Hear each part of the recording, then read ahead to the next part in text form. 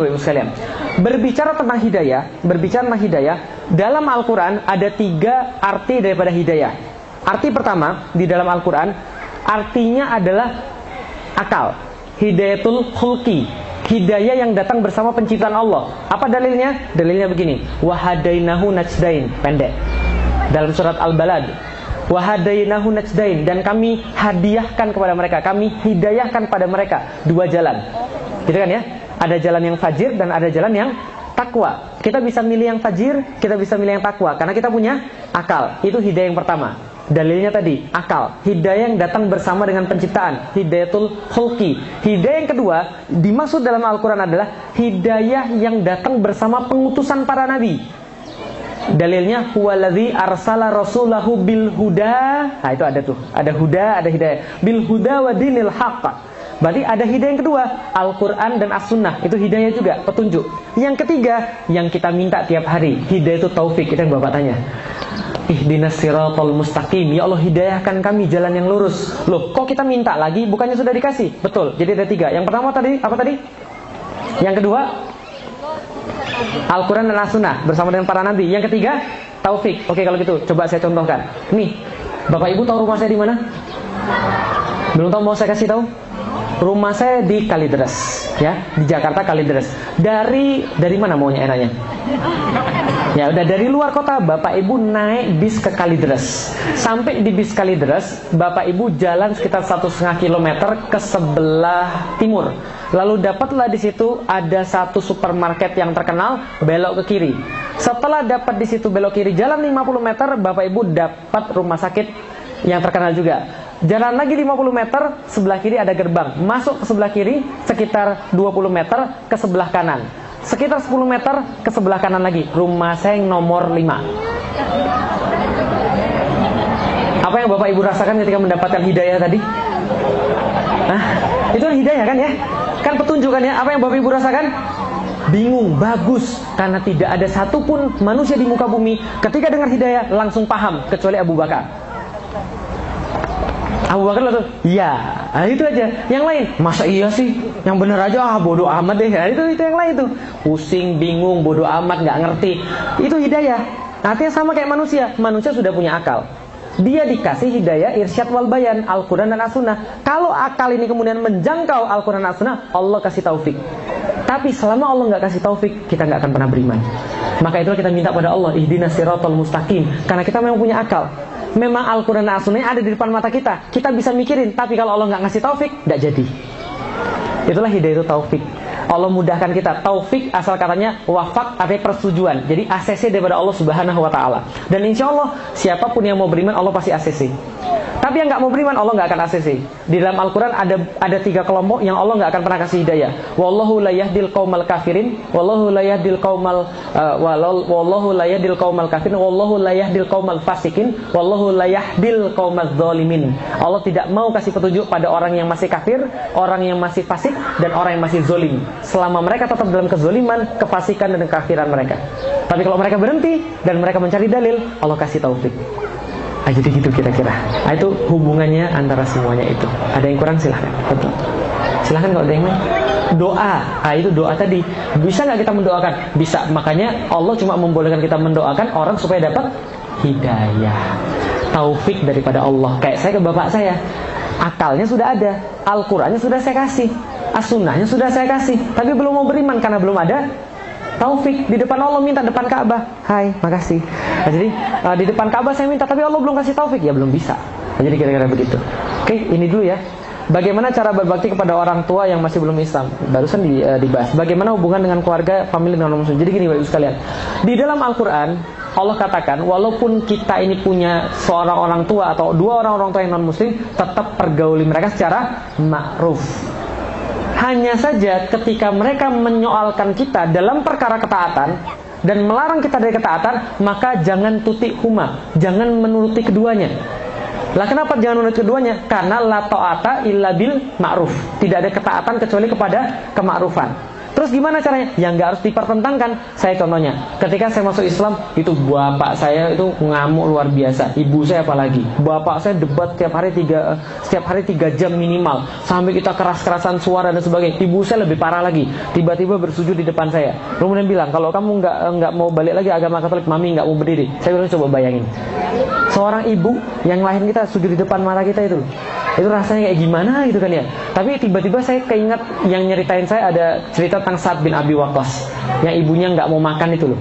Tapi Sa'ad bin Abi Waqqas bilang apa? Kalau ibu nggak mau makan dan ibu punya 1000 nyawa dan setiap nyawa itu keluar di depan mata saya satu persatu karena ibu nggak mau makan, itu tetap tidak akan membuat saya keluar daripada Islam. Tapi saya nggak bilang begitu gitu kan ya. Saya bilang itu bisa bahaya. Saya nggak bilang begitu, saya bilang ya saya sayang gitu kan ya. Tapi ini adalah hal-hal yang nggak bisa dilewati, ini nggak bisa diganggu gugat. Ya terus menerus kita baikin pada mereka. Nah itu kuncinya, baikin pada mereka dan mereka akan tahu bahwa ketika kita masuk Islam itu kita bertambah baik, bukan pertambah jahat seperti yang mereka kirakan. Nanti kamu bawa bom, nanti kamu begini, nanti kamu bilang orang tuamu kafir. Ya segala macam lah. Ya kita pergauli dengan baik, kita bawain mereka makanan, yang nggak cium tangan kita cium tangannya, yang lain nggak bisa diambil kita diambil. Saya sampai sekarang begitu. Ibu saya kalau ada apa-apa mintanya saya dulu, Lik itu ada HP terbaru ini. Nah itu caranya memang. Ya karena memang mempergauli orang tua itu memang harus begitu. Kadang-kadang jangankan yang non muslim, yang muslim pun bermasalah. Betul atau betul?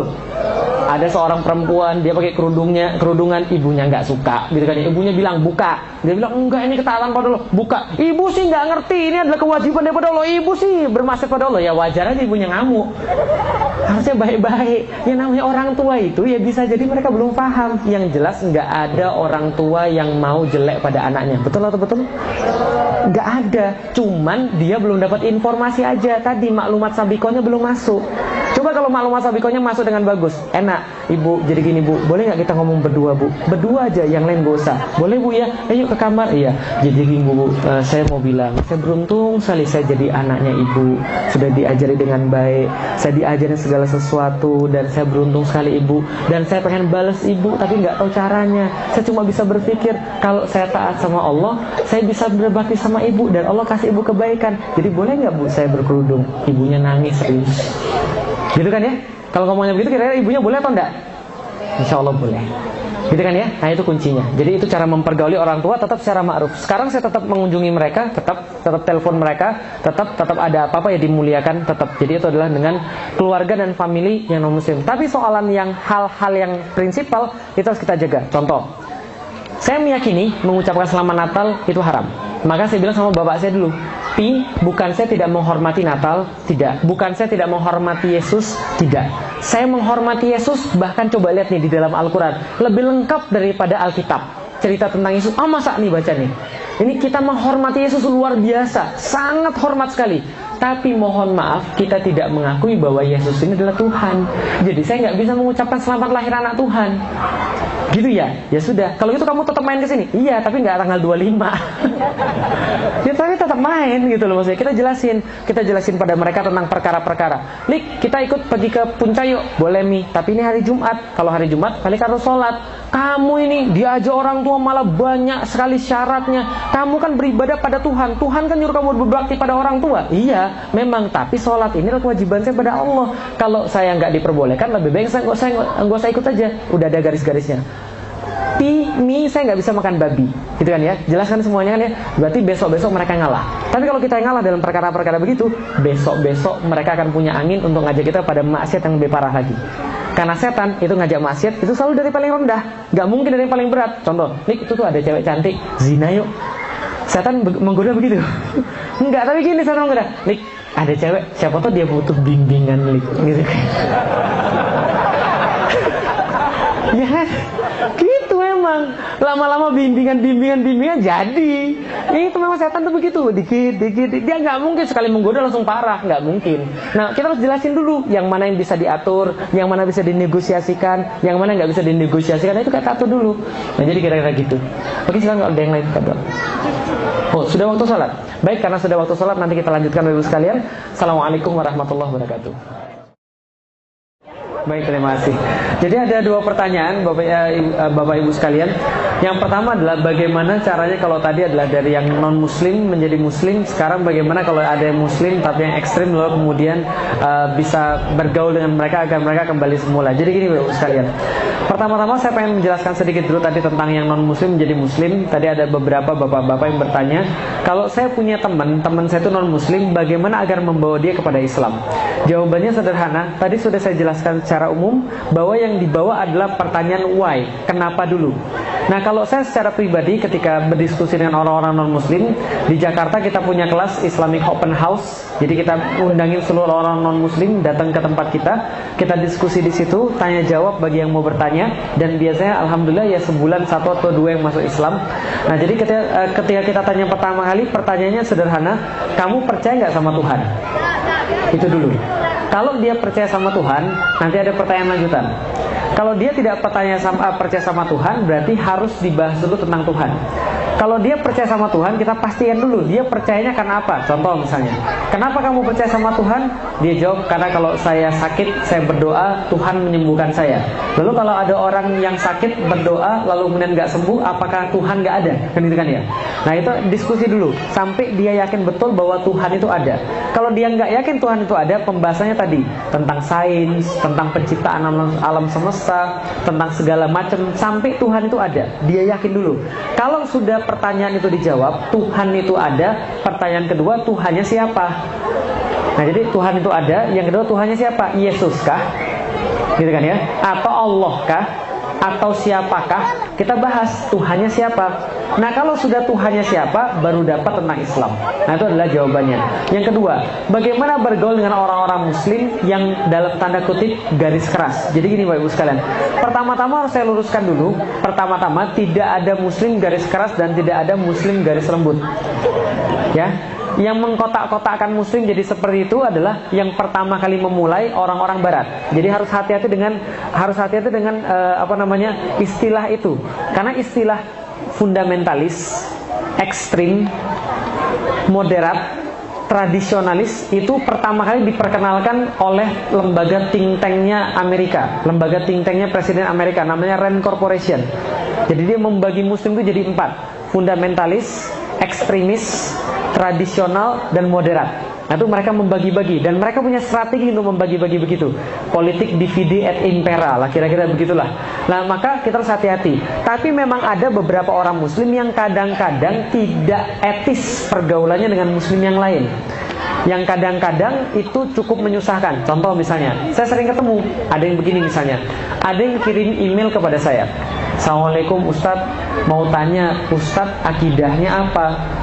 Gitu kan ya. Ya saya jawablah, akidah saya Ahlus Sunnah wal Jamaah.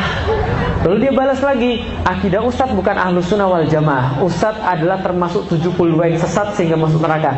Ya sudah. Jadi itu jawabannya. Karena dia melihat seorang muslim hanya dari beberapa hal. Contoh misalnya, ketika salaman sama muslim, dia Assalamualaikum. Ketika kita salam, dia ngeliat dulu, ini celananya cingkrang atau enggak. Kalau celananya nggak cingkrang, dia nggak mau jawab salamnya. Kalau celananya cingkrang, waalaikumsalam, langsung begitu kan ya. Dia lalu jenggotnya ada atau enggak. Nah, ini adalah satu tadi. Ada memang orang-orang kayak begini. Tapi perlu saya sampaikan Bapak Ibu sekalian, Islam itu kelompoknya banyak.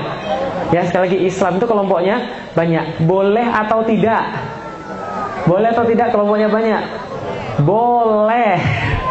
Yang tidak boleh berlainan akidah. Karena di zaman Rasul ada muhajirin, ada ansor, ada kelompok-kelompok, bani-bani, kabilah-kabilah. Rasul biarkan, gak ada masalah. Yang penting gak boleh asobiyah.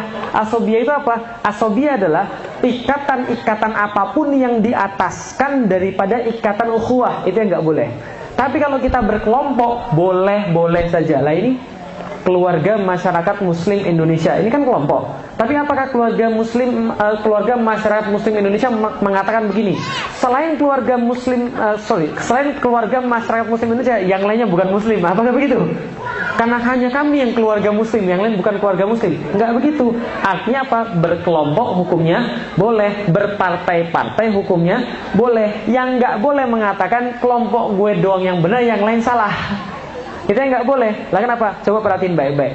Ini hadisnya Rasulullah tentang 73 golongan. Rasul berkata, karena Bani Israel tafarraqat ala sintaini wa sab'ina millah. Dulunya orang-orang Bani Israel itu terpecah menjadi 72 golongan. Wa satafturuku ummati ala salasi wa sab'ina millah. Akan terpecah umatku menjadi 73 golongan. Lalu Rasul bilang, kulluhum finnar, semuanya masuk neraka, illa millatan wahidatan, kecuali milah yang satu, kecuali kelompok yang satu. Nah, lalu kemudian ketika diomongin begitu, lihat ya, Rasul bilang ada 73 golongan, semuanya masuk neraka kecuali yang satu. Apa pertanyaan para sahabat? Tahu? Sahabat nggak nanya begini, Rasul jelasin kami yang sesat-sesat itu yang mana? Nggak gitu kan? Tapi yang Rasul tanya, yang para sahabat tanya pada Rasul apa? Ya Rasul, kasih tahu kami satu golongan yang selamat itu sifatnya kayak apa? Ingat, para sahabat semangatnya mencari yang benar, bukan menyesatkan yang lain. Karena bisa jadi ya, nggak semuanya ya, nggak pukul rata. Bisa jadi ada orang yang melakukan sesuatu maksiat karena dia nggak paham, bukan karena dia nggak tahu. Lah, kalau kita sebagai orang yang tahu, tugas kita menjelaskan, dan tugas kita jangan membuat manusia lari. Kalau manusia sudah lari gara-gara kita tidak tepat menjelaskan, kebenaran nggak akan nyampe. Apalagi sudah dihina-hina dulu. Kalau sudah dihina-hina dulu, mungkin dia mau menerima kebenaran, tapi bukan dari lisan kita. Antum itu ya, udah diomongin berkali-kali, celana di bawah mata kaki itu masuk neraka, tahu nggak antum? Selembar yang masuk neraka, antum nggak mau, nggak dengar hadis Rasulullah. Iya mungkin betul, tapi gara-gara dia sudah nggak seneng dulu sama kita, dia nggak mau dengar. Ini bermasalah lagi, bisa dipahami Bapak sekalian. Nah, maka sikap yang paling bijak terhadap orang Muslim itu sudah ada di dalam Al-Quran. Asyidda walal kuffar ruhama'u bainahum, saling menyayangi di antara mereka. Lah, tapi memang betul di antara kaum Muslim itu ada yang kayak begitu. Selain dia kafir, pokoknya surga milik dia aja. Ya, salah satunya kelompok yang sudah kita tahu yang muncul di daerah Syria dan Irak itu kan ya. Ya kan, selain mereka kan bukan Islam, seolah-olah kan begitu kan ya. Nah, ini yang kemudian harus kita kemudian sampaikan. Salahnya adalah ketika terjadi kasus-kasus kayak di Indonesia, orang tua takut agar anaknya ngaji. Padahal saya kasih tahu, kelompok teroris itu ngerekrut orang yang nggak paham. Karena kalau yang sudah paham nggak bakal melakukan yang kayak begitu. Bisa dipahami sekalian. Jadi anak-anak itu harus paham, berkelompok-kelompok nggak apa-apa. Kelompok-kelompok di dalam Islam itu kayak nasi goreng. Tahu nasi goreng Bapak Ibu sekalian? Tergantung selera. Anda senang makan nasi gorengnya ini, belum tentu yang lain senang selera Anda. Bisa jadi gini, ada orang nanya, sama kayak di restoran, yang di sini menu paling enak yang mana? Gitu. Apa yang dibilang sama tukang saji ya? Di sini semuanya enak ya, karena dia yang jualan. Tapi itu betul, karena itu soalan selera. Artinya adalah apa? Yang nggak boleh berkata cuma saya yang benar, yang lain salah. Imam Syafi'i saja yang sudah sejenius itu berkata, pendapat saya benar, tapi yang lain bisa jadi benar. Pendapat saya benar, tapi yang lain bisa jadi benar. Kita juga sama. Artinya gini, kalau ada orang mengingatkan kita, jangan langsung kita bilang ekstrim. Bisa jadi dia yang benar loh. Ya kan ya? Tapi yang harus kemudian kita lakukan adalah ya tadi berlegowo. Maka kalau ada nasihat, terima saja. Separah apapun nasihatnya, dari siapa saja, itu untuk kita ya, terima saja. Tapi kalau kita nasihati orang, ingat baik-baik, Allah memilih lisan kita untuk disampaikan pada orang lain agar orang lain itu dapat hidayah melalui kita. Artinya dengan cara sebaik-baiknya. Tapi kalau kita yang menerima nasihat, udah. Jadi gini, nasihat itu apapun bentuknya tetap nasihat. Bisa jadi yang namanya berlian itu dilemparin ke kepala orang, sakit rasanya, tapi tetap berlian. Ya ambil berliannya nggak apa. Ada yang nyelipin di kantong, ya udah terima aja. Ada yang cuma ngasih doang gitu aja, nggak pakai kata-kata, ya udah terima aja. Yang penting tetap berlian. Tapi kalau dilempar bukan berlian, batu misalnya dilempar terus gimana? Ya nggak apa-apa, terima aja. Nanti kan bisa bikin rumah pakai batunya. Ya artinya adalah apa? Tidak pernah ada rasa salah kalau ada orang yang kemudian kita diperlakukan buruk, nggak pernah ada salah. Kenapa? Karena kita nggak akan dimintai pertanggungjawaban atas lisan orang lain dan perbuatan orang lain. Tapi perbuatan kita dan lisan kita itu yang dimintai pertanggungjawaban oleh Allah Subhanahu Wa Taala. Jadi woles saja, santai, kalem aja. Gitu kan ya? Itu jawabannya. Jadi itu jawabannya. Ada lagi pertanyaan yang belum saya jawab? Apa kopi apa? Oh iya, tentang komik, jadi ya betul. Saya pernah menulis dalam buku Muhammad Al-Fatih, ada 2 pelajaran yang paling penting untuk anak-anak, termasuk bagi kita. 2 pelajaran itu adalah sejarah dan bahasa. Kenapa bahasa? Karena bahasa adalah induknya ilmu. Karena gini Bapak Ibu sekalian, catat baik-baik. Tanpa bahasa, ilmu tidak bisa disimpan, tidak bisa ditransfer, dan tidak bisa diolah. Ya nggak sih? Jadi kalau saya ngomong apapun Anda nggak ngerti bahasa saya, percuma. Ada profesor pinter banget, tapi ngomongnya nggak bisa. Bisa ditransfer nggak ilmunya? Nggak bisa. Tanpa bahasa ilmu nggak bisa di store. Contoh, saya punya kitab di komputer saya di rumah. Itu kitab Tarikur Rusul wal Muluk Imam Ibnu Katsir, 40 jilid Bapak sekalian. Masya Allah. Itu kalau dibeli dalam bahasa Inggris, 1 jilid harganya 1 juta. Berarti di laptop saya ada minimal berapa harganya? 40 juta. Tapi saya terhijab dari ilmu 40 juta gara-gara saya nggak fasih bahasa Arab. Satu halaman 30 menit untuk bacanya. Coba kalau saya fasih bahasa Arab, itu ilmu sudah milik saya semua. Berarti ilmu itu diolah, disimpan, ditransfer lewat bahasa. Maka bahasa itu penting. Dan mujizat kita adalah mujizat bahasa. Al-Quran itu mujizat bahasa. Tadi saya lupa jelaskan, kalau mujizatnya Nabi Musa itu kan yang wow, keren banget, bro, laut bro. Kalau Al-Quran kan nggak begitu, mikir gitu kan ya. Mujizatnya bahasa. Nah, maka bahasa penting. Yang kedua sejarah. Dan Indonesia kacau, hancur gara-gara sejarah. Karena anak kita ini diceritain kisah-kisah sejarah yang nggak benar semuanya. Makanya ketika gede karakternya hancur gara-gara sejarahnya hancur. Contoh misalnya, kenapa Indonesia mental maling semuanya? Nggak semua sih, sebagian besar. Lah kenapa? Karena cerita masa kecilnya salah. Apa ceritanya? Nih ceritanya. Anak-anak, binatang paling cerdas apa? Tuh kan. Kenapa paling cerdas Kancil? Karena dia berhasil mencuri timun dari petani. Betul, kejadian betul di Indonesia. Orang-orangnya pada jadi pencuri dan petaninya sengsara. Loh kok Ustaz tahu? Saya kan IPB. Saya tahu nasib petani kayak apa. Kesian betul, dibohongin terus memang. Nah kenapa? Karena tadi cerita salah. Ada lagi cerita, ada seorang laki-laki ngintip cewek mandi. Ternyata ceweknya bidadari. Nah itu kan ya. Lalu kemudian dia maling selendang bidadari, sehingga bidadari nggak bisa terbang ke langit. Ujung-ujungnya, endingnya ceritanya adalah dia nikah sama bidadari. Pelajaran moralnya adik-adik sekalian, pencuri nikah sama bidadari, bagus. Itu masalahnya. Lah, Al-Fatih seperti apa? Muhammad Al-Fatih umur 11 tahun dia sudah menulis satu puisi yang sangat luar biasa. Puisi tentang jihad, 11 tahun. Kalau mau nanti saya forwardkan dari WhatsApp misalnya atau dari manapun. Itu puisinya Masya Allah, anak 11 tahun. Lah kenapa? Dari kecil dia diceritakan tentang kisah-kisah para nabi, kisah-kisah para pahlawan. Anak kita juga sama. Ada penelitian di Inggris cerita begini. Ada yang tahu kisah yang paling populer di Inggris kisah apa? Robin Hood bukan. Itu baru-baru aja. Yang paling populer Satria melawan naga menyelamatkan Tuan Putri, gitu kan ya. Ini ada ceritanya. Jadi gini cerita. Ada anak TK dibagi dua, 20-20. Ini diceritain. Ini kisahnya luar biasa. Yang satu 20 yang setengah kelas itu diceritain kisahnya begini. Satria melawan naga, berantem, berjibaku, patah tangan, patah kaki, terus dia nyerah. Kayaknya nggak mungkin ini naganya terlalu kuat, terus dia pulang. Yang kedua, berjibaku, berantem pokoknya sampai mati, tangan patah, pedang patah, kaki patah. Akhirnya dia berhasil membunuh naga, bawa Tuan Putri pulang, hidup bahagia forever ever after. Nah, ternyata setelah 20 tahun setelah diteliti, yang 20 yang diceritain yang satrianya nyerah ini, mentalnya juga sama, cepat nyerah. Toughness-nya nggak ada. Yang satu lagi, sampai dapat tough. Memang sial banget yang diceritain kayak begini. Itu benar, itu cerita itu mempengaruhi mental anak-anak kita, karakter, sejarah. Nah makanya sejarah harus dibanyakin. Makanya saya membuat Muhammad Al-Fatih itu begitu.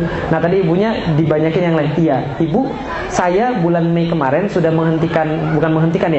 udah mau belajar lagi sehingga saya nggak terima jadwal ngisi lagi. Kalau ini jadwal ngisinya di sela-sela ketika saya bimbing umroh. Bulan Mei saya sudah menghentikan beberapa jadwal, fokusnya ke sana.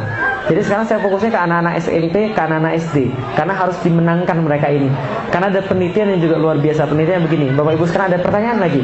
Siapa yang memiliki tempat permainan anak paling luas dan paling banyak di dunia? Hah? Siapa yang punya? Siapa? Hah? Siapa yang paling punya banyak tempat bermain paling luas dan paling banyak di seluruh dunia? Disneyland, salah. Amerika, bukan. Perusahaan mana yang punya paling banyak? Mau tahu jawabannya? McDonald.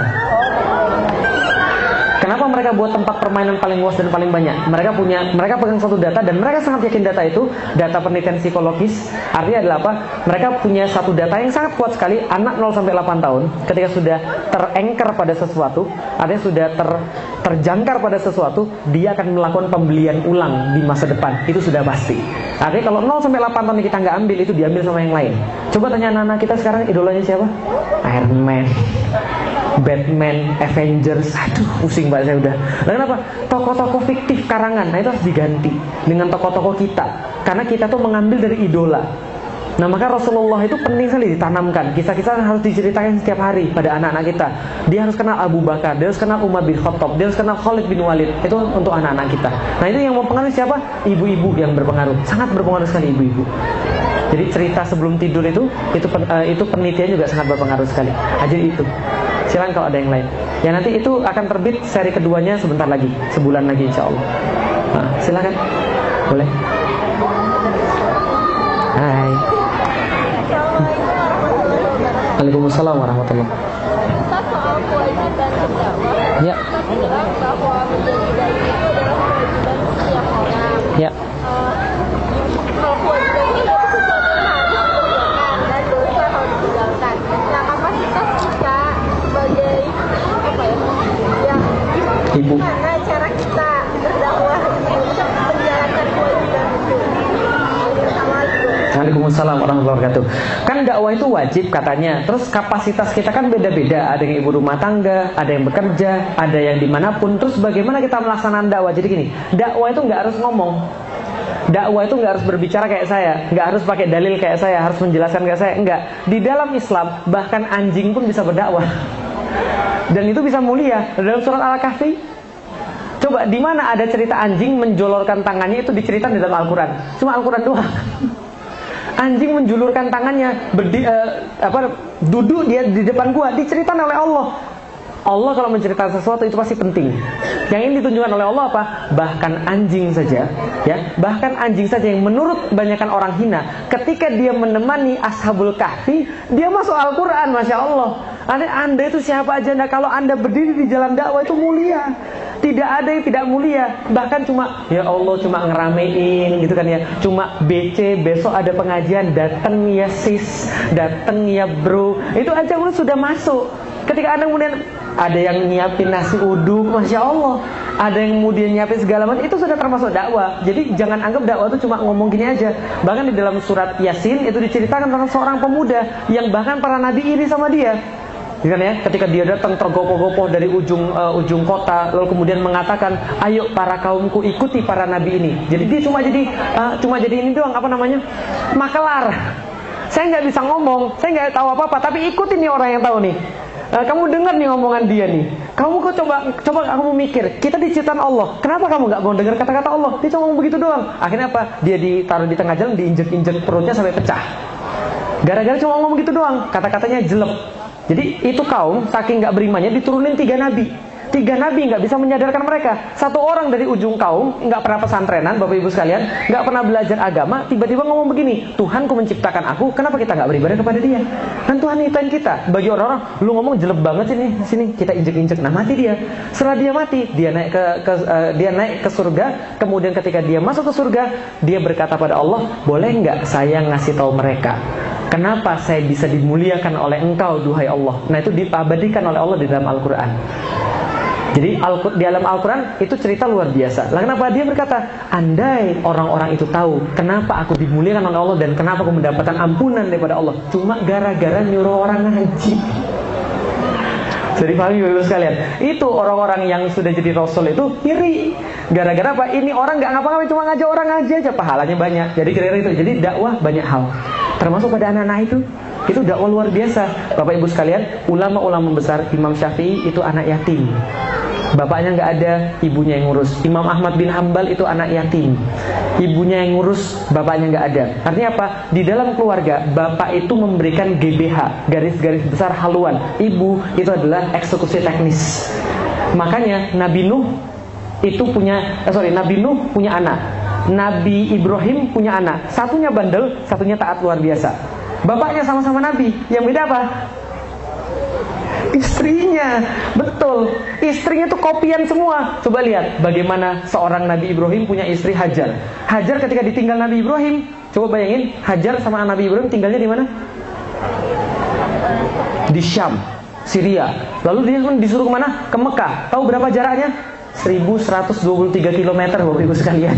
Tahu dari mana? Google Bapak Ibu sekalian. 1123 km dari Masjidil Aqsa ke Masjidil Haram. Itu 1123 km. Jalannya berbulan-bulan. Sampai itu tiba-tiba ditinggal.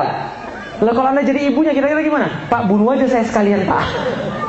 Sampai bawa anak loh yang masih dalam kain gendongan loh. Tapi ketika kemudian dikatakan pada Hajar, ini perintah Allah.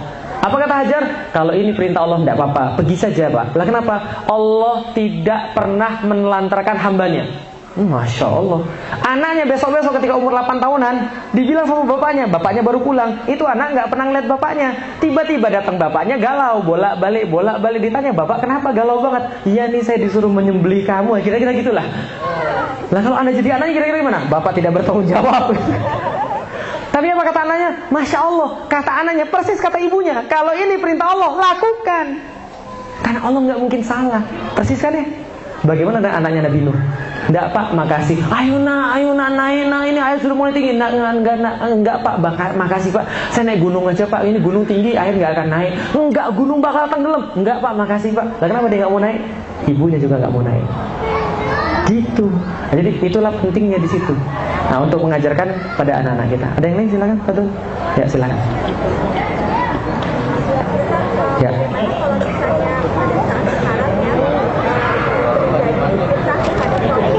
Ya.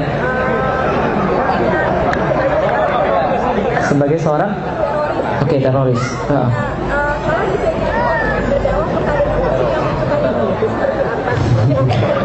Baik. Bagaimana ketika kita dituduh teroris atau bagaimana kita berdakwah dengan orang-orang asing yang menuduh kita teroris? Jadi gini Bapak Ibu sekalian, ada pelajaran yang saya sangat berhargai ketika saya berdakwah di Eropa, di Amerika. Pertanyaan mereka ketika tentang Islam, di kepala mereka itu Islam itu dua. Satu, peleceh wanita. Yang kedua, tukang perang. Itu di kepala mereka. Maka jelasin mereka dengan dua itu biasanya masuk. Karena mereka nanya begitu. Bagaimana kaum muslim memperlakukan wanita? Bagaimana kaum muslimin tentang perang? Jadi gini Bapak Ibu sekalian, kalau kita soalkan tentang masalah perang, pertanyaannya saya sederhana. Kalau kita ketik lagi di Google, perang mana yang paling memakan banyak korban? Atau kejadian apa yang paling memakan banyak korban? Ayo sebutin. Kejadian apa yang paling memakan banyak korban? List 1 sampai 5 apa aja? Nomor 1, Perang Dunia 2, salah. Itu nomor 2. Yang nomor 1 apa? Ya Pak, Perang Dunia Pertama itu nomor 3 Pak. Hah? Irak salah. Perang Salib salah. Perang Saudara Amerika, Civil War salah. Itu nanti keluar filmnya Pak. Salah. Ada lagi? Apa lagi? Palestina salah. Mau tahu? Nyerah semua? David Stannard dalam bukunya American Holocaust mengatakan bahwa ketika pendudukan benua Amerika oleh orang-orang Amerika yang sekarang kita sebut orang Amerika itu menghapuskan orang-orang native Indian sebanyak 100 juta. Ada yang lebih banyak daripada itu? Enggak ada. Itu yang paling banyak. Pelakunya muslim? Bukan. Perang Dunia Kedua, pelakunya muslim? Yang bikin gara-gara muslim? Perang Dunia Pertama, pelakunya muslim? Yang bikin gara-gara muslim? Dan seterusnya, nggak pernah kita. Jadi secara fakta itu nggak ada sama sekali. Nah dari mana kemudian disimpulkan fakta bahwa Islam disebarkan dengan pedang? Padahal perkara-perkara itu selalu yang melakukan bukan Islam. Contoh lagi, ada seorang Grandmaster Aikido pernah ngobrol dengan saya. Dia pergi ke Jepang karena dia seorang Grandmaster. Ada Grandmasternya Grandmaster di Jepang. Dia bilang begini, saya tuh salut sama agama Anda, agama Islam. Loh emang kenapa? Kan agama Islam memperbolehkan membunuh orang. Kamu ini main-mainin saya, kamu ini ngolok-ngolok saya. Enggak, maksud saya begini. Grandmaster tuh bilang begini, dalam penelitian saya, Islam adalah agama yang paling mirip dengan Bushido-nya Jepang. Sangat-sangat satria. Dia bilang gini. Terus dia bilang gini, menariknya. Dan hanya dalam Islam, perang itu dibolehkan dan diatur. Dan aturannya sangat-sangat strict. Di agama lain, gak pernah diperbolehkan perang dan gak pernah diatur. Makanya kerjanya perang. Dan kalau perang, Masya Allah, ngeri. Bisa dipahami Bapak sekalian? Ketika orang pergi ke Istanbul, saya selalu bilang, nih lihat nih, ini adalah sisa-sisa Islam ketika Islam membebaskan Konstantinopel. Lihat, ada nggak satupun gereja yang kemudian diruntuhkan? Nggak ada. Ada nggak tempat pemukiman mereka sampai sekarang? Ada. Orang-orang Yunani ada nggak sampai sekarang? Banyak. Orang-orang Kristen sampai sekarang ada? Masih ada. Semua dokumennya jelas ketika kita memberikan pada mereka kebebasan untuk beragama segala macam. Tapi pertanyaannya ketika dibalik ke Spanyol, ada nggak di situ orang-orang Muslim di situ? Nggak ada. Itu yang terjadi. Tapi itu kan nggak pernah diambil. Gitu kan ya? Nah makanya ini kalau kita lihat dari segi data itu memang nggak ada. Jadi kita bisa jelaskan pada mereka, segi data Islam nggak pernah disebarkan lewat perang kok. Bagaimana dengan peperangan-peperangan yang itu? Ya itu kan ketika kita diserang.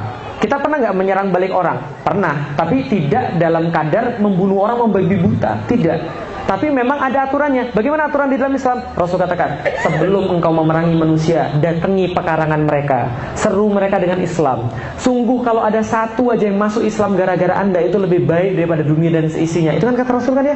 Kalau mereka tidak mau, tawarin mereka bayar jizyah. Kalau mereka nggak mau, baru perangi. Tapi ingat, jangan membunuh wanita, jangan membunuh orang tidak bersalah, jangan ganggu anak-anak, jangan tebang pohon tempat orang berteduh, jangan membumi hanguskan, jangan mengganggu tempat-tempat peribadatan, dan siapapun yang masuk ke dalam tempat peribadatan. Aturannya Masya Allah kan ya. Jangan memotong orang di kepala supaya bisa dikenali mayatnya sama orang lain. Jangan mencincang. Itu kata Rasul semua itu. Lah sekarang nggak ada. Gitu kan ya. Makanya ketika perang salib yang mulai siapa? Bukan kita. Makanya namanya perang salib, bukan namanya perang jihad itu. Jadi gitu kira-kira. Jadi nggak ada buktinya. Agama mana yang nyuruh orang? Ketika Anda menyelamatkan satu nyawa manusia, Anda menyelamatkan seluruh nyawa manusia seluruhnya di dunia. Ketika Anda membunuh seorang manusia, Anda membunuh seluruh manusia di dunia. Nggak ada kecuali Al-Quran. Nah cuman sekarang orang-orang yang ya segala macam, ya kita nggak tahu tuh dapatnya dari mana. Saya pernah diwawancarai, Ustaz, bagaimana tentang media luar? Bagaimana Anda memandang tentang ISIS? Apakah seluruh orang-orang Muslim kalau Anda mendakwakan Islam, bukannya nanti mereka akan jadi seperti ISIS? Saya bilang ini, Anda ini nggak adil. ISIS itu berapa orang sih? Anda selalu ambil Islam dari dia. Ini loh 1,6 miliar Muslim yang lain Anda nggak lihat. Ngomongnya apa, maunya apa, gitu kan ya? Ini nggak adilnya media itu begitu. Ya, jadi memang selama media masih milik mereka, bersabarlah Ibu. Dan kita akan dapat pahala dari kesabaran kita dan penjelasan kita pada orang lain, insya Allah. Jadi gitu kira-kira ya. Jadi itu menghadapi orang. Ya, bapak-bapak silakan. Selain bapak-bapak, mudah paham, Masya Allah. Alhamdulillah. Silakan. Oh, ibu lagi, gimana moderator? Ikhlas, Masya Allah. Memang bapak-bapak tuh begitu ya. Ya silakan. Ya.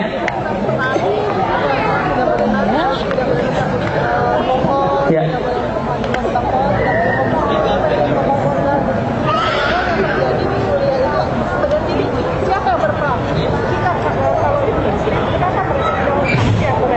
Ya. Baik. Tadi ibunya membalikan lagi. Kata Ustaz tidak boleh memotong, tidak boleh membakar, tidak boleh begini, tidak boleh begitu. Itu yang terjadi di Suriah gimana? Oke, jadi gini Bapak sekalian. Saya secara pribadi pernah mencoba berdiskusi dengan orang-orang yang sepaham. Artinya dengan sepaham dengan perbuatan itu. Jadi mereka punya dalil dan memaksakan dalil itu masuk. Jadi kira-kira begitulah menurut mereka. Jadi gini. Kalau bagi kita kan gini kan ya. Ini Islam ya. Islam ini saling menyayangi. Bagi mereka begini loh. Ini Islam. Selain gue bukan Islam. Maka jadi kepada selain gue itu berhak diperlakukan segala-galanya. Khususnya misalnya contoh menurut mereka ini logika mereka, bukan logika saya. Jadi saya nggak pernah ngajarin begini ya, ingat ya. Ini logika mereka. Pembakaran misalnya orang, kan sudah dibilang bahwa membakar itu adalah hak Allah. Membakar hanyalah hukum Allah. Tapi mereka beralasan begini, boleh ketika mereka memerangi kita dan kita harus menunjukkan pada mereka tentang masalah kesombongan, izah. Nah, itu dalil mereka. Jadi agak sulit diomongin memang, gitu loh. Jadi ini memang kasusnya begitu. Nah, pemahaman-pemahaman seperti ini keluar daripada pemahaman-pemahaman yang diridhoi oleh Allah dan Rasul dan yang dipahami oleh para ulama. Nah, itu yang perlu kita sampaikan pada teman-teman. Tapi memang ada nggak orang seperti itu? Ada. Dan ingat terjadi yang kayak begini-begini, ramenya kapan? Kita belajar dari sejarah. Karena sudah sekarang sejarah ini penting sekali. Orang-orang kayak begini sudah ada dari dulu atau baru sekarang? Dari dulu atau baru sekarang? Dari dulu. Pertama kali munculnya kapan? Kalau yang tadi yang sholat Jumat itu diomongin sama khotibnya, katanya kan semua khotib kan ceramahnya sama. Itu kan Khawarij itu muncul kapan paling awal? Ketika masanya Ali bin Abu Thalib. Dan ketika masih Ali bin Abu Thalib kemudian dikatakan sama seorang gubernur, kita perangi aja orang-orang Khawarij ini. Ini orang-orang sudah stres ini semuanya ini. Apa kata Ali? Jangan, karena mereka itu saudara-saudara kita cuma tersesat. Lah kenapa tersesat? Kalau kata Ali bin Abu Thalib, orang-orang yang kayak gitu muncul sangat banyak sekali ketika kezoliman merajalela. Ketika kezolimannya tidak merajalela, insya Allah orang yang kayak gitu nggak ada. Zaman sekarang begitu nggak kira-kira? Jangankan Muslim, seorang Noam Chomsky, tahu Noam Chomsky, seorang ya seorang inilah, seorang budayawan atau seorang sosialis, saya nggak tahu. Tapi dia pernah bilang begini, gara-gara state terrorism itu memancing terorisme yang baru. Karena mereka belajar ngelihat sesuatu yang terjadi di dunia. Jadi ada pernah seorang bajak laut ditangkap Alexander Agung ceritanya. Kemudian Alexander Agung kemudian bertanya, kenapa kamu ini menjarah harta-harta empire? Lalu dia bilang, kenapa Anda menjarah harta seluruh dunia? Anda menjarah harta seluruh dunia karena Anda punya pasukan bagus, Anda punya opini yang bagus, Anda dikatakan sebagai penakluk. Tapi saya cuma mengambil harta-harta orang karena saya nggak ada opini, karena saya cuma kecil, saya dikatakan sebagai teroris. Saya kira-kira gitulah. Itu bagi mereka. Jadi artinya adalah apa? Ya memang satu-satunya cara adalah keadilan itu kemudian merata. Baru orang-orang ini nggak ada. Maka ketika seorang sahabat diutus untuk menemui beliau, seorang Ibnu Mas'ud diutus untuk menemui orang-orang Khawarij ini, kan sepertiganya tobat, ribuan orang itu. Gara-gara mereka bertemu dengan yang sebenarnya. Nah, kita perlu orang-orang kayak begitu, insya Allah. Nah, jadi sekarang kesimpulannya apa? Gampangnya begini. Itu memang kadang-kadang di luar reach daripada kita. Yang di dalam reach kita adalah anak-anak kita sekarang. Ini benar-benar kemudian diajarin akidah yang betul, dikumpulkan sama orang-orang yang lain, diajar untuk kemudian membaur satu sama lain, diajarin tentang saling menyayangi sesama muslim, bahwa ketika mereka bersyahadat itu adalah seorang muslim. Jadi tidak mengambil pendapat-pendapat yang ekstrim, bukan orang yang ekstrim ya. Jadi gitu kira-kira. Silakan kalau ada yang lain. Betul. Sambung cekap. Baik, kalau sudah selesai, kalau begitu saya mohon maaf kalau ada kesalahan. Kalau baik hanya berasal daripada Allah Subhanahu wa taala. Ada ya? Oh ya, terakhir silakan Ibu. Silakan Mbak. Ya, sorry kira Ibu. Oke. That's okay. Tadi saya kirain dari golongan ibu-ibu. Ya, silakan Mbak.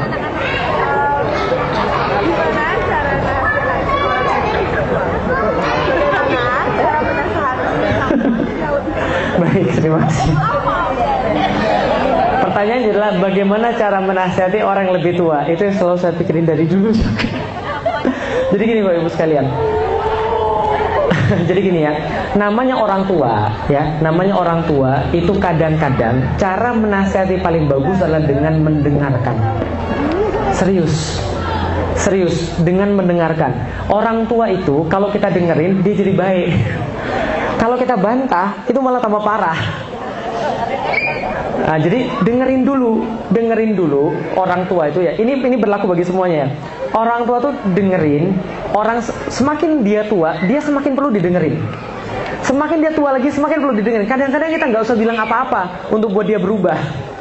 Doa aja terus, dengerin doa. Terus kadang-kadang ngomong sedikit tapi yang nggak nyakitin. Insya Allah juga bisa berubah. Dan kadang-kadang orang tua itu lebih mau dengar perkataan temannya daripada anaknya sendiri. Jadi ya, usahakan temennya aja yang suruh ngomong. Baik, jadi kira-kira seperti itu. Kalau ada yang salah saya mohon maaf. Karena yang hanya berasal dari Allah Subhanahu wa taala. Alhamdulillah, nanti kalau ada yang masih kurang silahkan cari di YouTube, ketik Felix Xiao kalau ada yang masih kurang, atau silahkan dapatkan beberapa di buku-buku saya. Mudah-mudahan ada manfaatnya di situ. Sekali lagi, mudah-mudahan Allah merahmati kita semua, memberikan kebaikan pada majelis ini.